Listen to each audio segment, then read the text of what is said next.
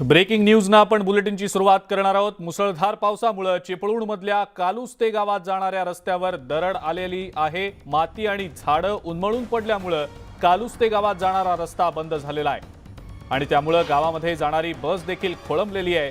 पावसामुळे डोंगरातली माती खचून रस्त्यावर येण्याचे प्रकार वाढलेले आहेत। पुढचे 2 दिवस रत्नागिरी जिल्ह्यामध्ये मुसळधार पावसाचा अंदाज वर्तवण्यात आलेला आहे आणि त्यामुळे हवामान विभागाने सतर्कतेचा इशारा देखील दिलेला आहे।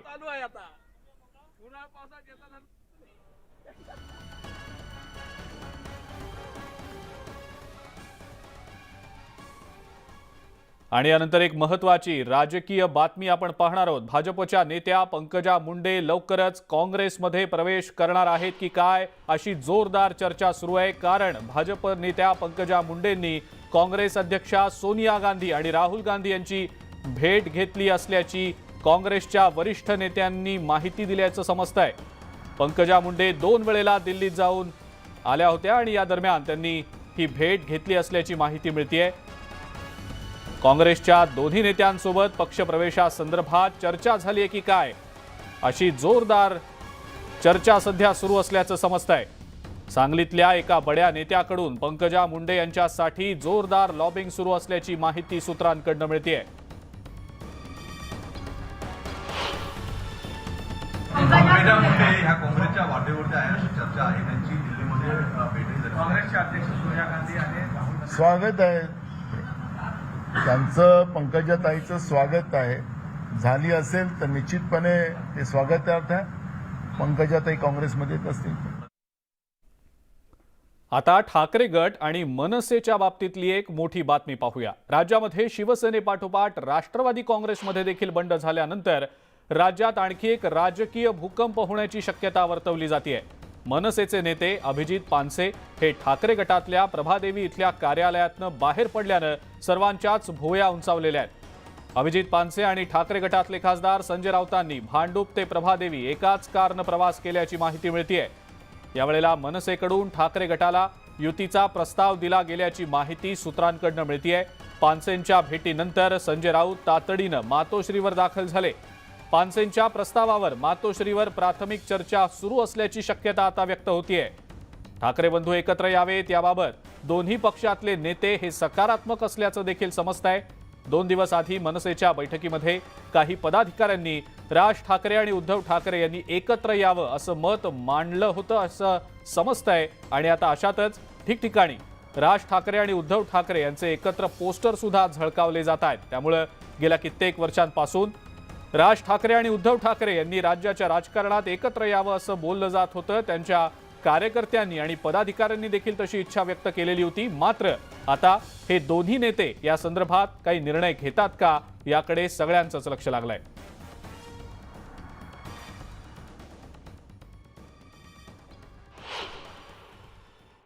आपल्यासोबत अभिजित पानसे आहेत। खरं तर तुम्ही आज भेट घेतलेली आहात। गेल्या 2-3 दिवसांपासून ठाकरे बंधू एकत्र येण्याबाबत चर्चा सुरू आहेत। तुमचं या भेटीमध्ये काय चर्चा झालेली आहे?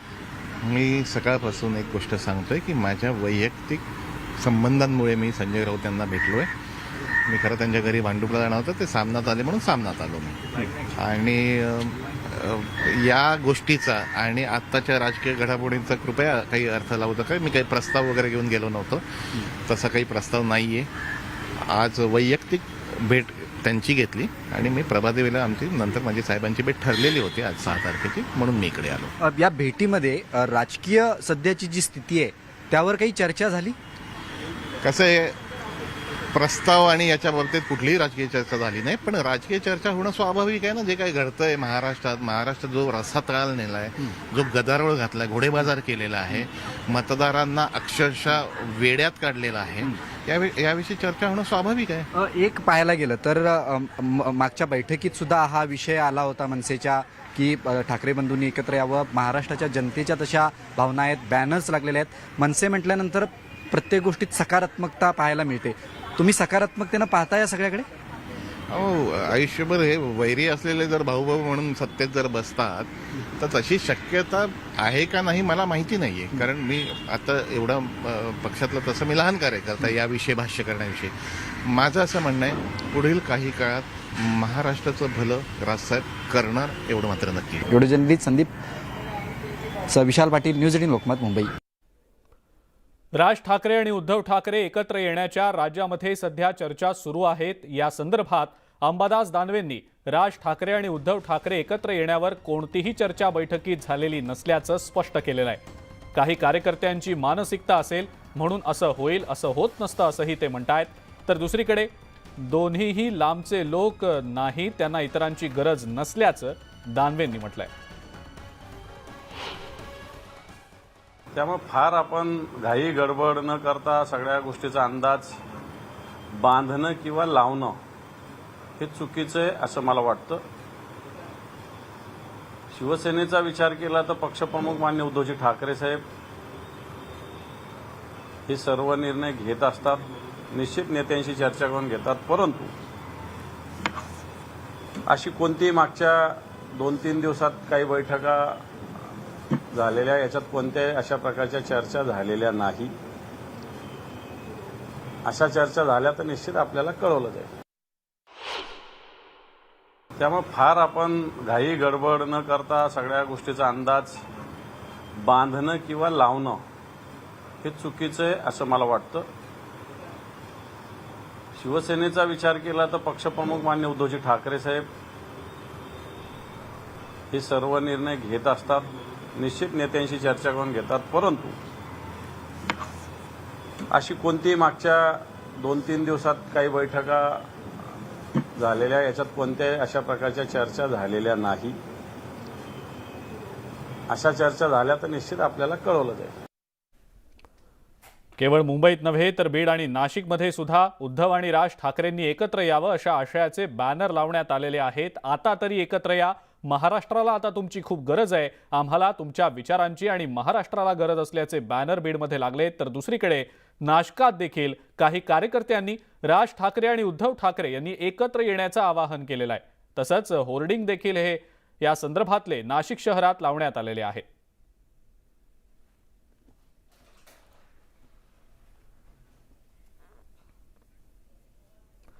राजकीय भूकंपानंतर राज्यामध्ये अनेक भाजप आणि शिवसेनेचे नेते नाराज असल्याचं दिसून येत आहे. यामध्ये अजित पवारांसोबत कागलचे आमदार हसन मुश्रीफ यांनी मंत्रिपदाची शपथ घेतल्यानं भाजपचे नेते समरजित घाटगे नाराज असल्याचं समजतंय. दरम्यान देवेंद्र फडणवीसांनी त्यांची समजूत काढल्याचं देखील सांगितलं जात असून कागलमध्ये समरजित घाटगे यांच्याकडून जोरदार शक्ती प्रदर्शन करण्यात आलेलं आहे. आज त्यांनी कार्यकर्त्यांशी संवाद साधला आणि भाजपमध्येच आपण राहणार असल्याचं स्पष्ट केलेलं आहे.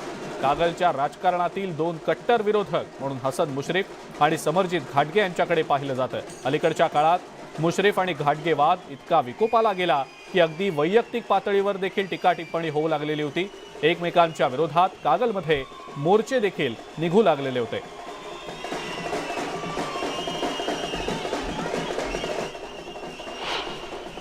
माझा निर्णय मी इथं घोषित करतो.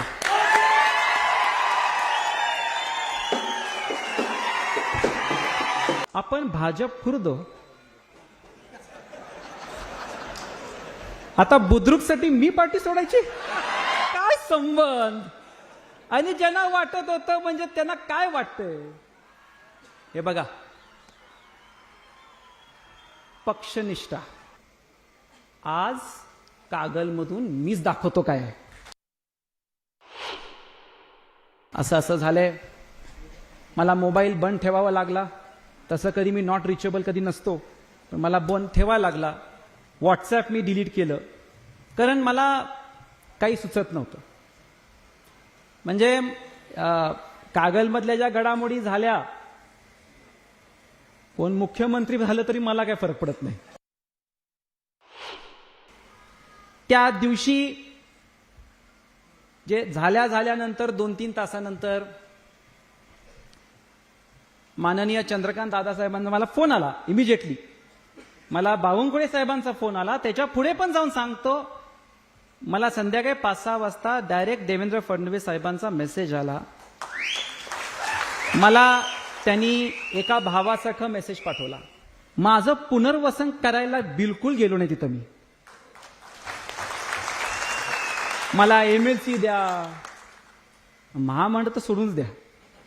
मी मागायला नाही गेलो होतो साहेबांना. 6 वाजता 3ची फ्लाईट त्यांनी कॅन्सल केली माझ्यासाठी.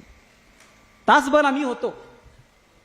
मला जे त्यांना बिंदास विचारायचं असं होतं, जे हक्कांनी पण मी काय कडक प्रश्न विचारले ते माझ्यात आणि त्यांच्यात आहे. मंत्रिपदावरून शिवसेना आमदारांमध्ये असंतोष असून लवकरच मोठ्या घडामोडी घडल्याचं पाहायला मिळेल अशी शक्यता खासदार विनायक राऊत यांनी वर्तवलेली आहे. यावर विनायक राऊतांनी आधी आपलं घर सांभाळावं आणि त्यानंतर शिवसेनेवर बोलावं असा टोला शिवसेनेचे प्रवक्ते नरेश म्हस्के यांनी लगावलेला आहे. महायुतीमध्ये सगळं काही आलबेल असून विरोधक जाणीवपूर्वक संभ्रम पसरवत असल्याचा आरोप मंत्री दादा भुसे यांनी केला आहे. खूप दयनीय अवस्था त्यांची झालेली आहे आणि त्यांच्यापैकी अनेक जणांनी आता आम्ही जिथे ज्या घरात होतो तेच बरं आहे, आम्हाला पुनश्च एकदा मातोश्रीने साथ घातली तर आम्ही नक्कीच त्याला सकारात्मक प्रतिसाद देऊ अशा पद्धतीचं वक्तव्य सुद्धा काही मंत्र्यांच्या तोडून आलेले तुम्ही पाहिलं आहे. पण त्या उपर सुद्धा काही पश्चिम महाराष्ट्र आहेत, उत्तर महाराष्ट्र आहेत, मराठवाड्यातले आमदार हे बऱ्याच जणांकडून निरोप तर येतातच आहे की आम्हाला जे होते तेच बरं आहे, एकदा आम्हाला पुनश्च एकदा मातोश्रीची क्षमा मागावी आणि तिथे जावं असं वाटतंय. अशा पद्धतीचं त्यांच्यामध्ये चर्चा चालू आहे. हे काहीतरी अफवा उठवण्याचा प्रयत्न करतात. काही फरक पडणार नाही. भाजप, शिवसेना आणि अजित पवार यांच्याबरोबरचे आमदार अतिशय सुंदरपणे, अतिशय चांगल्या पद्धतीने सरकार चालणार. विनायक राऊत, तुम्ही काळजी करू नका, तुम्ही आपलं बघा, आता तुमच्या काय परिस्थिती येणार ते बघा. काहीतरी समाजामध्ये संभ्रम निर्माण करायचा, एखादं आता आपलं राज्य विकासाच्या प्रगतीपथावर जात आहे, चांगले निर्णय होत आहे, गोरगरिबांचं कल्याण होत आहे, हे यांना बघवत नाही. आणि त्या निराशेपोटी हे असं काहीतरी आपण बोलतो ना, एखादा संसार चांगला चाललेला असला की त्याच्यामध्ये मग खडे फेकायचे. अजित पवार राष्ट्रवादीतून बंड करून सरकारमध्ये सामील झाले. त्यांना मंत्रिपदही मिळालं. मात्र शिवसेनेच्या आमदारांना मंत्रिपद मिळालेलं नसल्यानं नाराजी असल्याची चर्चा आहे. यावर आमदार बच्चू कडू यांनी प्रतिक्रिया देत खोके म्हणणारे ओके झाले. अजित पवारांना वेगवान विकासाची भुरळ पडली. जे शेवटी आले त्यांना पहिलं जेवण मिळालं आणि आधी आलेल्यांना शेवटी जेवण मिळेल असा त्यांनी टोला लगावलाय. तसंच कुणीही नाराज होणार नाही अशी अपेक्षा देखील त्यांनी व्यक्त केली आहे. नाराज व्हायचं कारण नाही, कारण आता खोके म्हणणारे ओके झाले, सरकार चांगलं झालं आणि स्वागतच आहे. काय झालं आहे का शिंदे साहेबांचं आणि देवेंद्र फडणवीस साहेबांचं वेगवान विकास त्याच्या भुरळ अजितदादांना पडली. त्याच्यामुळे विकासासोबत आपण मागे राहू नये. त्यांनी आता सरकारमध्ये सामील झाले, मुख्यमंत्री झाले, त्याचं अभिनंदनच आहे. जे शेवट आले त्यांना पहिले जेवण भेटलं आणि पहिल्यावाल्याला आता शेवट भेटला पण ते माहीत नाही. ते नाराजी थोडी असतं, पण आता नाराजी करून काय करणार आहे? नाराजी आता करून काही होणार नाही. थोडं वाईट वाटतं व्यक्तीला. शेवटी व्यक्ती आहे, मनुष्य आहे, वाईट वाटणारच. कारण शेवटी ते मंत्रिपदावर होते, आता मंत्रिपद नाही आहे. आज अपंग मंत्रालय हा निर्णय बच्चू कडूंच्या म्हणण्यावर झाला, त्यांच्या सूचनेनुसार झाला. त्यामुळे बच्चू कडूसारख्या नेत्यांचं मोठं स्थान महायुतीमध्ये आहे, जे महाविकास आघाडीमध्ये नव्हतं. आणि त्यामुळे बच्चू कडूंना काही ना काही जबाबदारी निश्चितपणे एकनाथ शिंदेजी, देवेंद्रजी करतीलच. पुढची महत्त्वाची बातमी बघूया. नवी दिल्लीमध्ये राष्ट्रवादी काँग्रेसचे कार्यकर्ते शरद पवारांच्या भेटीसाठी दाखल झालेले आहेत. शरद पवार यांच्या निवासस्थानी हे कार्यकर्ते दाखल झालेले आहेत आणि आता शरद पवारांची ते भेट घेत आहेत. शरद पवारांच्या निवासस्थानी शेकडोंच्या संख्येनं हे कार्यकर्ते पोहोचल्याची माहिती मिळतेय. याच संदर्भातली अपडेट आपण जाणून घेणार आहोत. आपले नवी दिल्लीचे प्रतिनिधी प्रशांत लीला रामदास सध्या आपल्या सोबत आहेत. प्रशांत, काय नेमकी सध्याची अपडेट? सध्याची जर माहिती बघितली तर मी सध्या शरद पवार यांच्या राजधानी दिल्लीतील जे 6 जनपद हे निवासस्थान आहे तिथे आहे आणि तिथे बाहेर बघितलं तर मोठ्या संख्येने कार्यकर्ते पोहोचलेले आहेत. यापूर्वी तिथे एक बैठक सुरू झाली, जवळपास 25 ते 30 हे जे नेते आहेत, जे राष्ट्रीय कार्यकारिणीचे नेते आहेत, त्या बैठकीसाठी पोहोचलेले आहेत आणि या बैठकीनंतर एक पत्रकार परिषद देखील होणार आहे. साधारणतः 4:30 वाजता ही पत्रकार परिषद असेल आणि पत्रकार परिषदेमध्ये भविष्याची रणनीती काय शरद पवार यांची ते निश्चितपणे सांगतील. पण या घडीला हे महत्वाचं आहे की फौजिया खान असो, वंदना चव्हाण असो, सुप्रिया सुळे असो, जितेंद्र आव्हाड असो, यासारखे नेते हे बैठकीला पोहोचले आणि या बैठकीशिवाय कार्यकर्ते हरियाणा, पंजाब सोबतच राजस्थान, दिल्ली या भागातून देखील कार्यकर्ते इथे पोहोचलेले आहे शरद पवार यांना पाठिंबा देण्याकरता. एक प्रकारची ही रणनीती आहे ज्यातून हे स्पष्ट करण्याचा प्रयत्न करण्यात येतोय की अजित पवार यांच्यासोबत फक्त महाराष्ट्रात जरी आमदार असेल पण शरद पवार यांच्यासोबत जर बघितलं आपण तर शरद पवार यांच्यासोबत संपूर्ण देशातील नेते आहेत आणि शरद पवार यांच्यासोबत देशातील कार्यकर्ते देखील आहेत हे दाखवण्याचा प्रयत्न या 7 जनपद इथे निवासस्थानी होतोय. आणि महत्वाचं म्हणजे जर बघितलं इथं अनेक कार्यकर्ते आहेत जे आपल्याला पाहायला मिळते या भागात आहे, त्यानंतर मागच्या भागात कार्यकर्ते आहे आणि या कार्यकर्त्याचा प्रयत्न आहे की शरद पवार यांना समर्थन देण्याकरता. बरं प्रशांत, धन्यवाद. सविस्तर माहिती आपण दिलीत त्याबद्दल. आणि या अनुषंगानं ज्या घडामोडींचा आढावा आपल्याला घ्यायचा आहे, जे अपडेट्स घ्यायचे आहेत ते आपण सातत्यानं घेतच राहणार आहोत. पुढची आणखीन एक महत्वाची बातमी बघूया.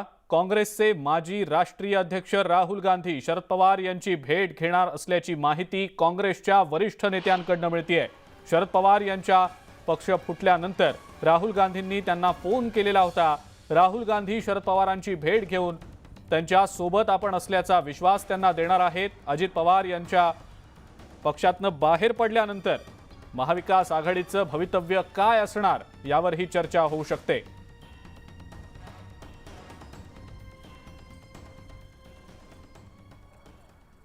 अजित पवार यांचा एक मोठा गट शिंदे फडणवीस सरकारमध्ये सामील झालाय. राष्ट्रवादीच्या 9 आमदारांनी थेट मंत्रिपदाची शपथ घेतल्यानं मंत्रिपदाच्या प्रतीक्षेत असलेले शिवसेनेचे आमदार नाराज असल्याची चर्चा रंगू लागलेली होती. मात्र मुख्यमंत्री एकनाथ शिंदेंनी या सर्व वावड्या असून 2024 मध्ये मीच मुख्यमंत्री राहणार असल्याचा विश्वास आपल्या आमदारांना दिलेला आहे. तसंच राजीनाम्याच्या या बातम्या निरर्थक असल्याचंही त्यांनी म्हटलंय.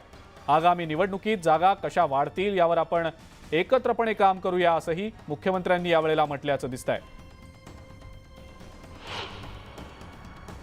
महाराष्ट्र राज्याचे मुख्यमंत्री एकनाथ शिंदे साहेब राजीनामे देण्याचा प्रश्न येत नाही. कोणीही दिवास्वप्न पाहू नयेत की जे कोण बातम्या पसरवत आहेत त्यांच्या पायाखालची वाळू सरकली. एकनाथ शिंदे साहेबांचं नेतृत्व महाराष्ट्रानं स्वीकारलेलं आहे आणि स्वतः देवेंद्रजींनी सांगितलेलं आहे की पुढची लोकसभेची आणि आमदारकीची निवडणूक हे मुख्यमंत्री एकनाथ शिंदे साहेबांचं. एकनाथ शिंदे साहेब मुख्यमंत्री आहेत आणि मुख्यमंत्री राहतील याच्यावर विश्वास नाही. त्यांच्याच नेतृत्वाखाली पुढे महाराष्ट्राच्या विकासाचा गाडा आम्ही आखला. की कुठलीही धुसफूस नाही आहे. शेवटी एक परिवारामध्ये 3 भाऊ असल्यावर काही ना काही एखाद्या विषयाला धरून कमी जास्त होऊ शकतं पण मनभेद नाही आहे, मतभेद नाही आहे. आणि त्यामुळं हे सरकार जे आहे ते अत्यंत पॉवरफुल सरकार आहे. ब्रेकनंतर आपल्या सगळ्यांचं पुन्हा एकदा स्वागत. केंद्रीय निवडणूक आयोगासमोर अजित पवार गट राष्ट्रवादीतील उभी फूट दाखवून आपल्या गटाचं बहुमत सिद्ध करू शकले तर पक्ष आणि चिन्ह हे दोन्ही सुद्धा त्यांना मिळू शकतं असं निरीक्षण ज्येष्ठ कायदेतज्ञ ॲडव्होकेट डॉक्टर सुधाकर आव्हाड यांनी नोंदवलेलं आहे. पक्षातली उभी फूट समोर येण्याआधीच त्यांनी निवडणूक आयोगाला आपलं प्रतिज्ञापत्र सादर केलेलं असल्यानं त्यांच्यावर शरद पवार गटाचा व्हीप कितपत लागू होणार याबाबत सुद्धा आता प्रश्नचिन्ह निर्माण झालेलं आहे. या सर्व विषयांवर ज्येष्ठ कायदेतज्ञ सुधाकर आव्हाड यांच्याशी संवाद साधलाय आमचे प्रतिनिधी चंद्रकांत फुंदे यांनी. अधिक माहिती देण्यासाठी आपल्यासोबत ज्येष्ठ कायदेतज्ञ घटनातज्ञ किंवा ॲडव्होकेट सुधाकर आव्हाड सर आहेत. सर मला सांगा, आता जसं शिवसेनेसोबत झालं तसंच राष्ट्रवादीसोबत होईल? होय. आता आपण एकूण जर का ह्यांचा राजकीय प्रवास पाहिला आणि 2 उभय गटांच्या मध्ये चाललेली ही कुरघोडी पाहिली तर त्याच पद्धतीनं प्रवास सुरू झालेला आहे. कारण आता ह्यांनी प्रथम काय केलं तर 2 वेगळे पक्ष झाल्यासारखं दिसतं आहे किंवा एक गट फुटल्यासारखं दिसतो आहे. कंडक्ट ऑफ इलेक्शन रूल 1961 आणि 1968चा एक अधिनियम होता की ज्या अधिनियमाच्याद्वारे इलेक्शनचे सिम्बॉल्स किंवा निवडणुकीच्या प्रक्रिया संबंधानं नियम दिलेले आहेत. 1968च्या अधिनियमाच्या पॅरेग्राफ किंवा कलम 15 प्रमाणे ही सगळी प्रक्रिया सांगितली. आता ही सगळी प्रक्रिया त्या 1968च्या अधिनियमाच्या पॅरेग्राफ किंवा कलम 15च्या अन्वये रेग्युलेट होणार आहे. जसं की शिंदे साहेबांच्या केसमध्ये पण झालेलं होतं. आता प्रत्येक जण सांगणार की माझाच पक्ष खरा आहे, मी अध्यक्ष आहे, माझ्याकडे एवढे आमदार आहेत, माझ्याकडे एवढे खासदार आहेत.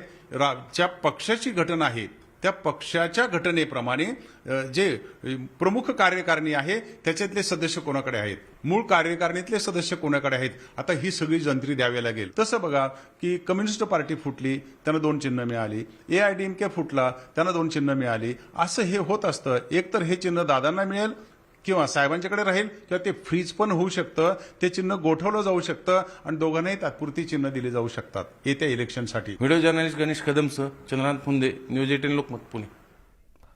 शिवसेना उद्धव बाळासाहेब ठाकरे पक्षाचे पक्षप्रमुख उद्धव ठाकरे 9 जुलैला यवतमाळ जिल्ह्याच्या दौऱ्यावर येणार आहेत. शिवसेनेतल्या बंडानंतर उद्धव ठाकरे पहिल्यांदाच जिल्ह्याचा दौरा करतायत. 9 जुलैला पोहरादेवीचं दर्शन घेऊन उद्धव ठाकरे आधी यवतमाळ जिल्ह्यातल्या प्रमुख पदाधिकाऱ्यांशी चर्चा करतील आणि त्यानंतर वाशिम आणि यवतमाळ जिल्ह्यातल्या प्रमुख पदाधिकारी आणि कार्यकर्त्यांशी चर्चा करतील. 10 जुलैला अमरावती अकोला जिल्ह्यातल्या प्रमुख पदाधिकाऱ्यांशी चर्चा करून त्या ठिकाणच्या कार्यकर्त्यांशी देखील ते संवाद साधणार आहेत. राष्ट्रवादी काँग्रेसचा एक गट सत्तेत गेल्यानंतर सध्याच्या राज्यातल्या राजकीय घडामोडी पाहता उद्धव ठाकरेंनी महाराष्ट्र दौरा करत पक्षाची संघटनात्मक ताकद वाढवण्याचा निर्णय घेतलेला आहे. आगामी काळात लोकसभा निवडणुकीचा बिगुल वाजणार आहे आणि त्या दृष्टीनं पक्ष संघटना मजबूत करून लोकसभा मतदारसंघाचा आढावा घेण्यासाठी पक्षप्रमुख तथा माजी मुख्यमंत्री असलेल्या उद्धव ठाकरे यांनी दौरा आता सुरू केलेला आहे. नाही आता एवढे लोक जेव्हा सोडून गेले त्यांना आणि एकाच विषयाने सोडून गेले की पेन नसणारा मुख्यमंत्री, फेसबुकवर राहणारा मुख्यमंत्री, 2 दिवसच मंत्रालयात येणारा मुख्यमंत्री, त्यांनी कधी या महाराष्ट्र जनतेचा विचार केला नाही. आत्ता विचार करून का उपयोग आहे? सारा हातून गेला आहे. आता मिळवायला माहीत नाही किती दिवस लागतील मला, पण उद्धव ठाकरेजींनी आयुष्यातली सर्वात मोठी चूक केली. भारतीय जनता पार्टीसोबत खंजीर खुपसून. राष्ट्रपती द्रौपदी मुर्मू या सध्या महाराष्ट्राच्या दौऱ्यावर आहेत. उद्या राष्ट्रपती द्रौपदी मुर्मू या शिर्डीमध्ये साई दर्शनासाठी जाणार आहेत. राष्ट्रपती साई दर्शनासाठी येणार असल्यानं शिर्डीमध्ये आता तयारीला वेग आलेला आहे. राष्ट्रपतींच्या स्वागताची आणि सुरक्षेची तयारी देखील केली जाते. राष्ट्रपती येणार असल्यानं शिर्डीमध्ये मोठा पोलीस बंदोबस्त तैनात करण्यात आलेला असून सुरक्षेची विशेष काळजी घेतली जाते. उद्या दुपारी 12 वाजता शिर्डीच्या विमानतळावर राष्ट्रपतींचं आगमन होणार असून 12:30 वाजता साई दर्शन घेतल्यानंतर राष्ट्रपती साई संस्थानच्या प्रसादालयात भोजन करणार आहेत. राष्ट्रपतींच्या स्वागतासाठी राज्यपाल रमेश बैस, अहमदनगरचे पालकमंत्री राधाकृष्ण विखे पाटील, खासदार सुजय विखे पाटील आणि सदाशिव लोखंडे हे देखील उपस्थित असतील.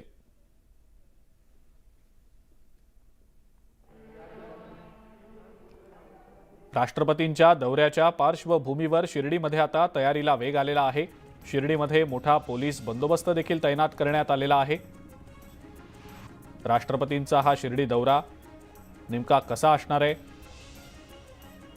या संदर्भातले ग्राफिक्स आपण आपल्या स्क्रीनवर सध्या पाहतो आहोत. मोठा पोलीस बंदोबस्त देखील सुरक्षिततेच्या दृष्टिकोनातून तैनात करण्यात आलेला आहे.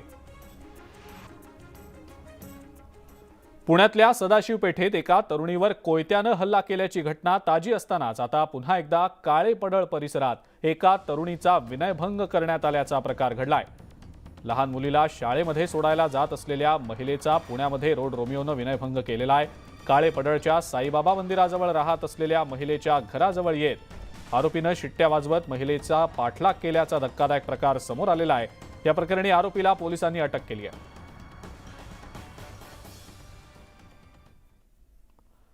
मावळ तालुक्यातून एक संतापजनक बातमी समोर आलेली आहे. तळेगाव आंबे इथल्या डॉक्टर DY पाटील शाळेत धर्मांध प्राचार्य अलेक्झांडर हे शाळेतल्या विद्यार्थ्यांना जबरदस्तीनं ख्रिश्चन धर्माचं शिक्षण देत आहेत. तसंच शाळा व्यवस्थापनाकडून मुलींच्या स्वच्छतागृहात CCTV बसवण्यात आल्याचा संतापजनक प्रकार उघडकीला आलेला आहे. या प्रकाराची चौकशी करून दोषींवर लवकरात लवकर कारवाई करा अशी मागणी पालकांनी केलेली आहे. तर हा संतापजनक प्रकार घडल्यानंतर मावळमधल्या बजरंग दलाच्या कार्यकर्त्यांनी या मुख्याध्यापकाला चांगलाच धडा शिकवलाय.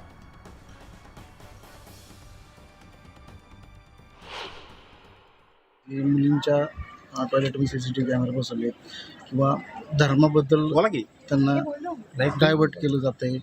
काहीतरी चुकीच्या गोष्टी शिकवतात. तर आमचं एकच मत आहे, आम्ही इथं मुलं शिकायला पाठवलेत, तुम्ही हे धर्माचं ह्याचं त्याचं सांगून त्यांना डायव्हर्ट करू नका. आता महिलांवर एवढे अत्याचार होत आहेत, त्यातही 8वी 9वी 10वीच्या मुलींच्याच वॉशरूममध्ये कॅमेरे जर असतील तर ह्याला बजरंग दल सडेतोड उत्तर देईल, ह्याच्यापुढे खपून घेतला जाणार नाही आणि ह्या सरांची इथून हकलपट्टी व्हावी ह्याच्यावर आम्ही ठाम आहे. ते परिस्थिती दिसल्यास पुन्हा त्यांना ह्याच भाषेत उत्तर दिलं जाईल. डी.वाय. पाटील कॉलेजच्या महाविद्यालयामध्ये मुलींच्या टॉयलेटमध्ये CCTV कॅमेरे लावणे ह्या गोष्टीचा मी निषेध करतो आणि त्या संबंधित मुख्याध्यापकाला त्या ठिकाणी निलंबन करावं अशी आम्ही रावसाहेबांकडे मागणी केली. मावळ तालुक्यातल्या सगळ्या शाळा महाविद्यालयांची चौकशी करण्याच्या संदर्भातली चौकशी कराव्यात अशा सूचना कराव्यात अशी त्यांना विनंती केली आणि साहेबांनी त्या ठिकाणी सकारात्मक प्रतिसाद देऊन लवकरच त्यांच्यावरती कारवाई संदर्भात केली जाईल. सगळ्या शाळा महाविद्यालयांचं त्या ठिकाणी ऑडिट केलं जाईल आणि जे चुकीचं काम करत असेल तशा प्रकारच्या सूचना निर्देश त्यांना दिले जातील. विद्येच्या माहेरघरात विद्यार्थ्यांनाच शिक्षणापासून वंचित राहावं लागतंय. पुण्यातल्या वारजे इथल्या विमल विद्याकुंज स्कूल आणि शानू पटेल माध्यमिक हायस्कूलवर महानगरपालिकेनं कारवाई केली आहे आणि त्यामुळे जवळपास 3000 विद्यार्थ्यांचं भवितव्य धोक्यात आलेलं आहे. या शाळांवर पालिकेनं हातोडा फिरवलाय. त्यामुळे विद्यार्थी आणि स्वाभिमानी शेतकरी संघटनेच्या वतीनं पुणे पालिकेवर भव्य मोर्चा काढण्यात आला. या शाळेत जवळपास 3000 विद्यार्थी शिकतायत. पालिकेनं केलेल्या कारवाईमुळे विद्यार्थ्यांना ऐन पावसाळ्यात चिखलात बसून शिक्षण घेण्याची वेळ आलेली आहे.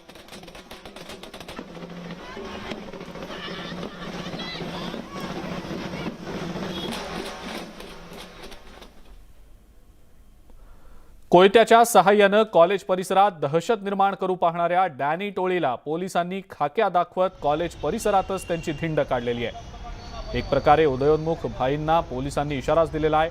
या गुंडांनी काही दिवसांपूर्वी याच कॉलेज परिसरात कोयता नाचवत दहशत पसरवण्याचा प्रयत्न केलेला होता आणि म्हणूनच डेक्कन पोलिसांनी त्याच कॉलेजात या 9 गुंडांची अशी वरात काढत मुलांमधली त्यांची दहशत नाहीशी करण्याचा प्रयत्न केलाय. कॉलेजमधल्या तरुणीवर भर दिवसा सदाशिव पेठेत झालेल्या हल्ल्यानंतर पोलिसांनी आता गुन्हेगारी टोळक्या रोड रोमिओ यांच्या विरोधात धडक मोहीम हाती घेतली आहे.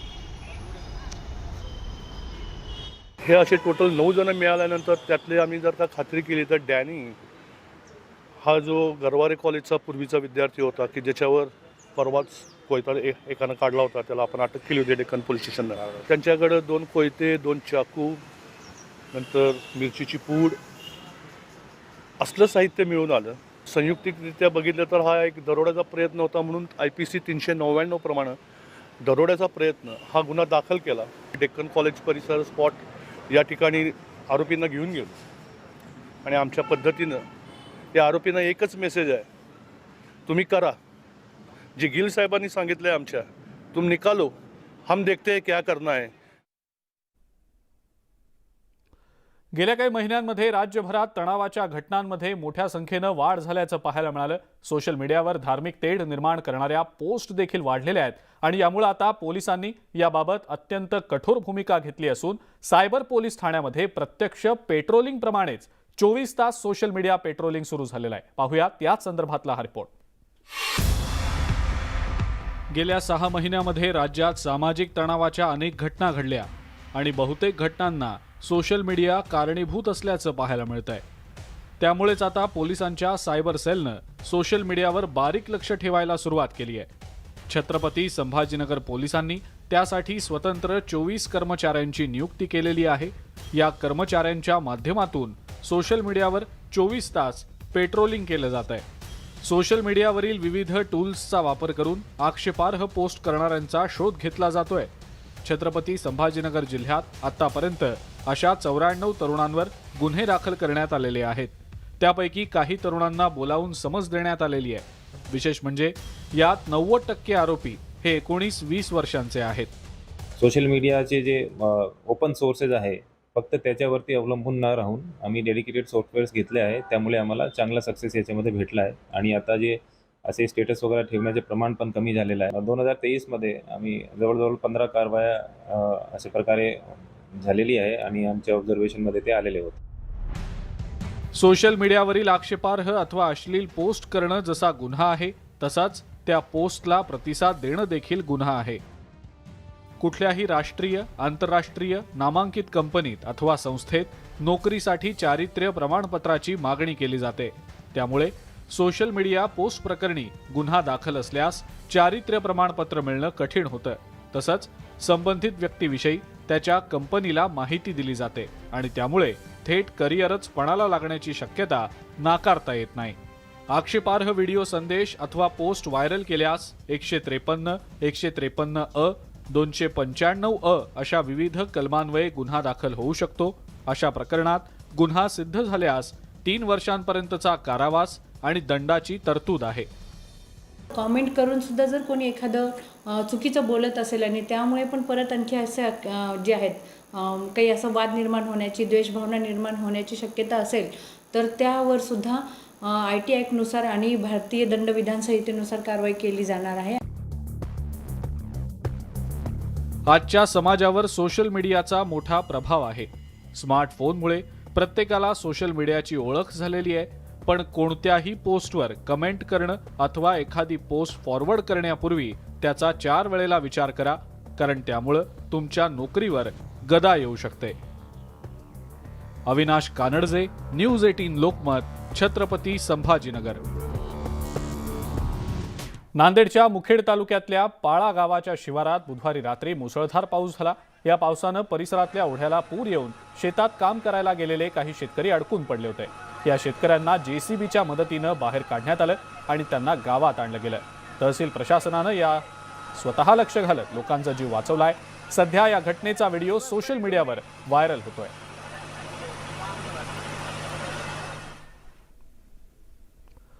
नवीन आणि जुन्या चंद्रपूर शहराला जोडणाऱ्या रामसेतू पुलाला आता आकर्षक रोषणाईची झळाळी मिळालेली आहे. जिल्ह्याचे पालकमंत्री सुधीर मुनगंटीवार यांच्या हस्ते या विद्युत रोषणाईचं लोकार्पण उत्साहात पार पडलं. मुंबई आणि पणजीच्या धर्तीवर हा रामसेतू उभारण्यात आलेला आहे. इरई नदीवरचा हा पूल आता विद्युत रोषणाईनं झळाळणारा देशातला 3रा पूल असेल. मुख्यमंत्री एकनाथ शिंदे सध्या बोलतायत. आपण थेट जाऊया तिकडे. इससे वो प्रभावित हो गए, उन्होंने विकास को साथ दिया है और उनको जब पार्टी ये गठबंधन में जब उन्होंने आने का निर्णय लिया है तो हमारे वरिष्ठ जो है देवेंद्र जी, मैं और वरिष्ठ नेता जो है उन्होंने सब विश्वास में लेके हमने किया ये निर्णय लेना, क्योंकि उन्होंने हमारी जो भूमिका है, हमारी सरकार बनाते वक्त हम बाला साहब के विचारधारा को आगे ले जा रहे हैं, हिंदुत्व की विचारधारा को आगे ले जा रहे हैं, उसी के साथ विकास को जोड़ रहे हैं. और पिछले साल में इतने बड़े पैमाने पर विकास हुआ है इस राज्य में कि वो अजीत दादा ने खुद ही स्वीकृत किया है कि ये विकास भी हुआ है और विकास को हम साथ दे रहे हैं. और राज्य में डबल इंजन की सरकार जो हम कहते हैं, अजीत दादा के भी वही विचार है. तो इसीलिए वो साथ में आए हैं और आगे तो और काम होगा, मजबूती से काम होगा. और इसमें ये तो सब रूमर है, ये अफवाह है. ये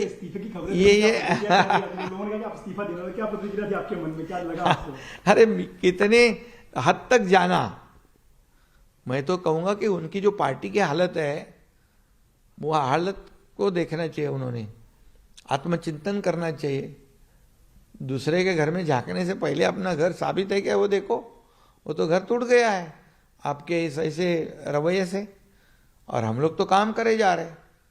मेरी भी कल हमारे विधायक और सांसद जी से बैठक हो गई. उन्होंने भी कहा कि क्या है ये राजनीतिक वो जो प्लस का जो गणित होता है, ये समीकरण मराठी में कहते हैं बेरजेचं राजकारण. इसमें ये सरकार तो पहले से कहते हैं कि सरकार गिरने वाला है, सरकार जाएगा, मुख्यमंत्री जाएगा. वो तो जब सरकार का शपथ विधि हुआ तभी से वो चल रहा है. लेकिन दिन पे दिन ये सरकार मजबूत हो रहा है, मजबूत होते जा रहा है. आज 200 के पार हो गए हमारे विधायक तीनों पार्टी के मिलके. और हमें केंद्र सरकार का आदरणीय नरेंद्र मोदी जी का, प्रधानमंत्री जी का बहुत बड़ा सपोर्ट है. हमारे अमित भाई गृह मंत्री है, वो भी इसमें हमेशा ध्यान देते हैं. जो भी कुछ समस्या होती है, जो भी प्रश्न है, जो प्रस्ताव हमारा जाता है, वो तुरंत मान्यता हो जाती है. इसलिए डबल इंजन की सरकार जो है ये बहुत मजबूती से काम कर रही है और इसीलिए इनके पेट में दर्द हो रहा है. शिवसेना के कुछ विधायक निराश हैं कि उन्हें मंत्री पद नहीं मिलेगा या जितनी संख्या मिलनी चाहिए उतनी नहीं मिलेगी। इसको लेकर के आपने कहा कि बैठक हुई है, तो क्या उनमें निराशा है कि सही में निराशा है? देखिए, उनको सब बातों जो भी हुआ है सब उनको बता दिया है, क्योंकि हम लोगों ने तो शुरुआत में सरकार में से बाहर चले गए थे, हम सत्ता में से सत्ता को छोड़कर चले गए थे, हमें क्या मालूम था क्या होने वाला आगे। लेकिन एक विचारधारा लेकर, एक भूमिका को लेकर हम लोग सरकार से सत्ता से बाहर निकले थे। तो हम सत्ता के लालच में, कुर्सी के लालच में हम लोग ने निर्णय नहीं लिया है जो पहले लिया था, जो पहले सिर्फ सत्ता की लालच में निर्णय लिया था, कुर्सी की लालच में लिया था। हमारे विधायक लोगों ने तो क्या होगा आगे इसका भी कोई परवाह नहीं की थी। तो इसलिए ये जो अजीत पवार और उनके सहयोगी जो है वो साथ में आने से सरकार और मजबूत हो गया है और जोर से इस राज्य का विकास होगा।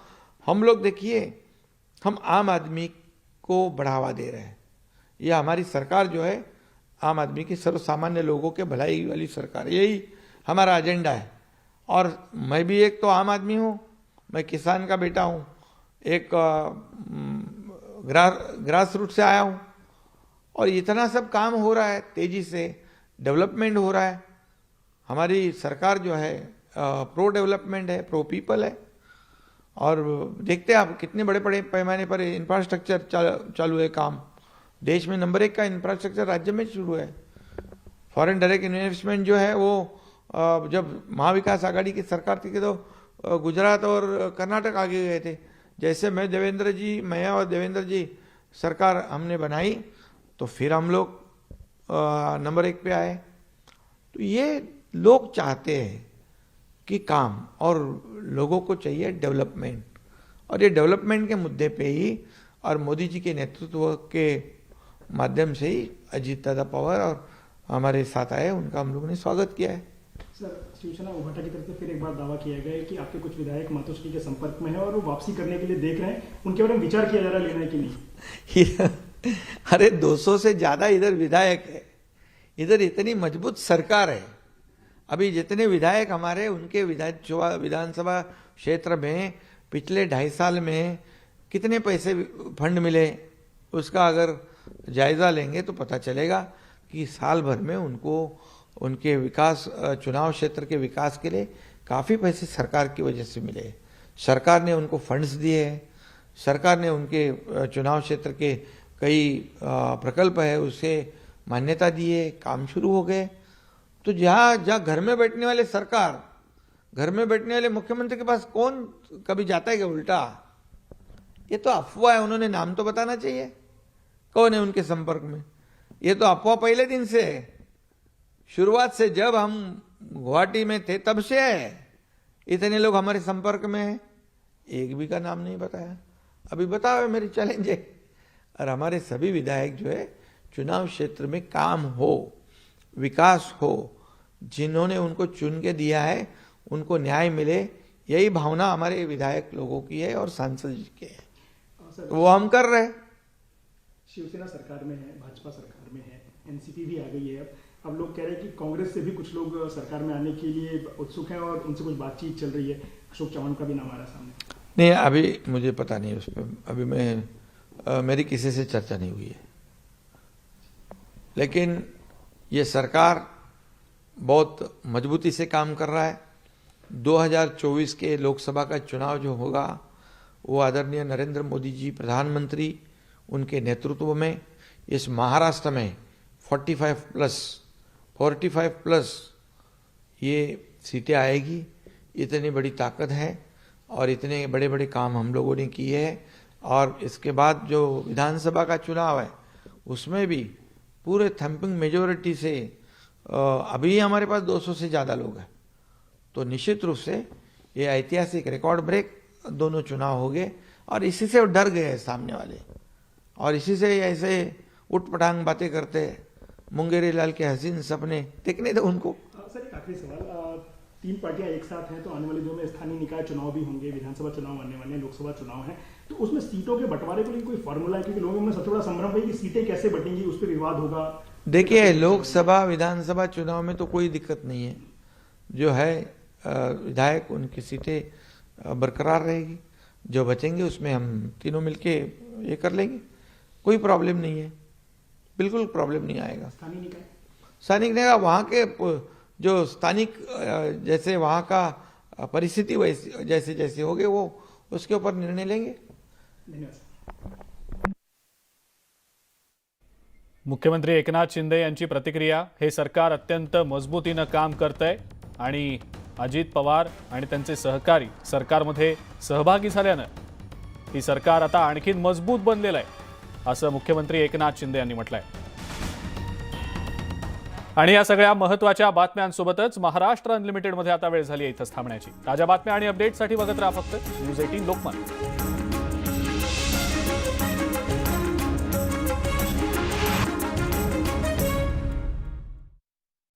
नकार दिला।